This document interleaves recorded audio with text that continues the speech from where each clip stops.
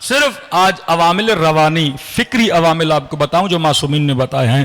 اگر چاہتے ہو کہ دنیا میں بھی خوش رہو اور آخرت میں بھی، یعنی وہ خوشی جو جائز خوشی ہے، ڈپریشن اور انزائٹی سے انسان نکلنا چاہتا ہے، معصومین فرماتے ہیں کچھ عوامل ریزنز ہوتے ہیں فکری عوامل، ہمارا طرز فکر کہ ہم سوچتے کیسے ہیں.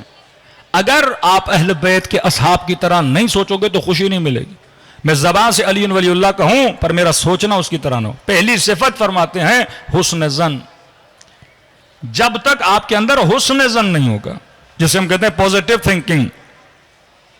آج اکثر لوگ جب نیگیٹو تھنکنگ میں آپ چلے جاتے ہیں تو غم آپ کا شکار کر لیتا ہے.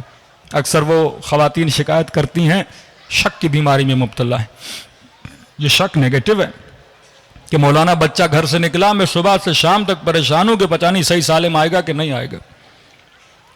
1 گھنٹہ ٹیلی فون نہیں آتا تو انسان پریشان ہو جاتا ہے کہیں ڈکیتی تو نہیں ہو گئی، کہیں کچھ ہو تو نہیں گیا. اسے کہتے ہیں نیگیٹو تھنکنگ. اس سے آپ کی باڈی پہ اثر پڑتا ہے. فرمایا حسن ظن رکھو. سب سے پہلے مومن کے لیے حسن ظن رکھے. رسول خدا ایک جنگ میں، شاید جنگ احد ہے، کہتے ہیں جب زمین کھود رہے تھے تو کھودنے والے نے جب پتھر پہ وہ چیز لگائی تو وہاں سے ایک جرقہ نکلا، چنگاری نکلی. تو نبی نے چنگاری کو دیکھ کر بھی ایک پوزیٹو جملہ بولا کہ مجھے اس چنگاری کو دیکھ کے لگ رہا ہے کہ بڑی بڑی سلطنتیں گر جائیں گی اور اسلام کی حکومتیں کیا ہو جائیں گی، آگے بڑھ جائیں گی. نبی گرامی ایک جنازے پہ جا رہے ہیں، ایک مومن ایک مسلم کا جنازہ پڑھانے جا رہے ہیں. جتنے لوگ بیٹھے تھے اس مرنے والے کی برائی کرنے لگے. یہ بڑا جھوٹا تھا، یہ بڑا مکار تھا، اس کے اندر یہ صفت تھی، اس کے اندر یہ صفت تھی. رسول خدا نے فرمایا کیا کوئی بھی اس کے اندر اچھی عادت یا اچھی صفت نہیں تھی؟ کسی نے کہا یا رسول اللہ اس نے پوری زندگی میں 1 رات چوکیداری کی تھی مسلمانوں کے لشکر کی، اور ہمیں لگتا ہے یہ عمل اس نے بڑا اچھے سے انجام دیا تھا. نبی نے فرمایا سارے اعمال کو چھوڑو، شاید خدا اسی کا ایک عمل دیکھ کے اسے کیا بنا دے، جنتی بنا دے. کب بندوں سے پہلے اللہ کے لیے بھی حسن ظن کیا کرو.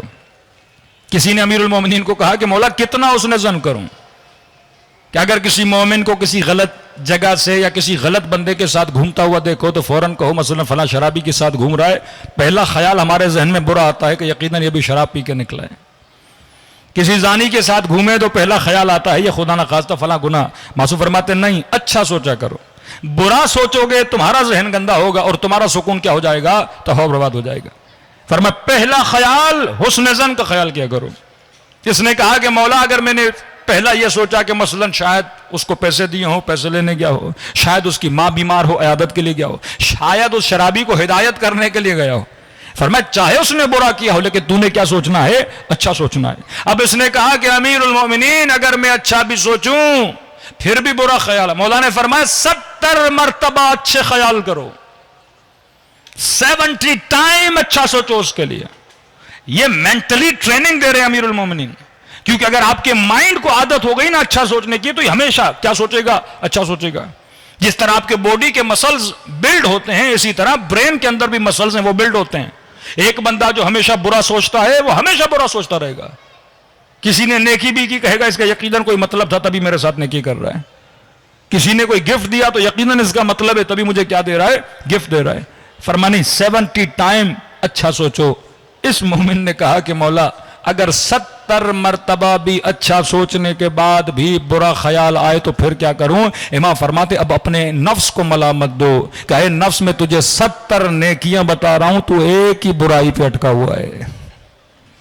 پھر بھی اپنی طرف کیا کرو، رجوع کرو. جب تک پوزیٹو تھنکنگ ہمارے معاشرے میں پیدا نہیں ہوتی تب تک ہمارے اندر ڈپریشن. اکثر لوگ بیمار کیوں ہوتے ہیں؟ کیونکہ یہ نیگیٹو ہیں، یہ صرف برا سوچتے ہیں. بزنس کر رہا ہے سوچتا ہے کہ کہیں زیادہ میرا نقصان نہ ہو جائے. اب یہاں پہ اچھے اور برے سوچنے کی فرمایا اللہ نے عقل دی ہے، اپنے وجود کے اندر کیلکولیشن کیا کرو اور اس کیلکولیشن کے حساب سے اگر انسان سوچے گا تو انسان پر اللہ پہ توکل کرے گا. سب سے پہلے صحیح کیلکولیشن کر لی، اس کے بعد اللہ پہ توکل. اب اللہ پہ توکل کر کے سعی و کوشش کرو اور محنت کرو، خدا کیا عطا کرے گا؟ تجھے کامیابی عطا کرے گا. بعض لوگوں میں استخارہ کی بڑی بیماری ہے.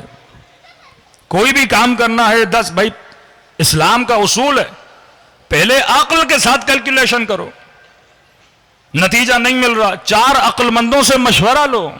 نتیجہ نہیں مل رہا، مطلب سب کچھ انسان نے کر لی، اب سمجھ میں نہیں آ رہا، اب کہتے ہیں کس کی طرف جاؤ؟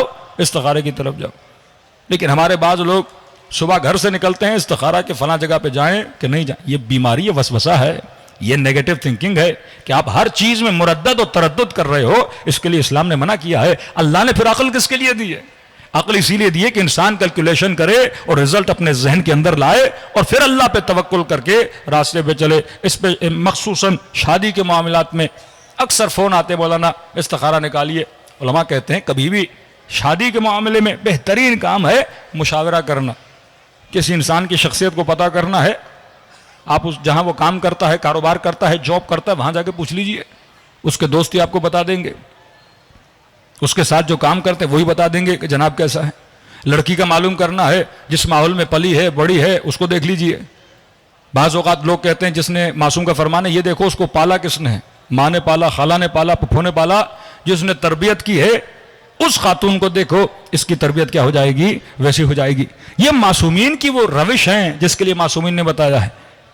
لیکن ہم ان روشوں کو چھوڑ کے ہم کہاں چلے جاتے ہیں؟ استخارے کے قریب۔ اور اگر استخارہ آ جاتا ہے اچھا ہے، اور پھر شادی ہو جاتی ہے، اور پھر 3 مہینے کے بعد جھگڑا ہو جاتا ہے، کہتے ہیں مولوی صاحب کا استخارہ صحیح نہیں تھا، ہماری زندگی کیا ہو گئی؟ خراب ہو گئی۔ سارا قصور یا مولوی پر دے دیتے ہیں یا استخارہ پہ دے دیتے ہیں۔ اللہ نے انسان کو عقل دی ہے، یہ صفت حلم عقل مند لوگوں کی ہے، صفت صبر عقل مند لوگوں کی ہے، اور پوزیٹو تھنکنگ، مومن کبھی بھی نیگیٹو نہیں سوچتا، ہمیشہ پوزیٹو سوچتا ہے۔ صلوات پڑھے محمد و آل محمد۔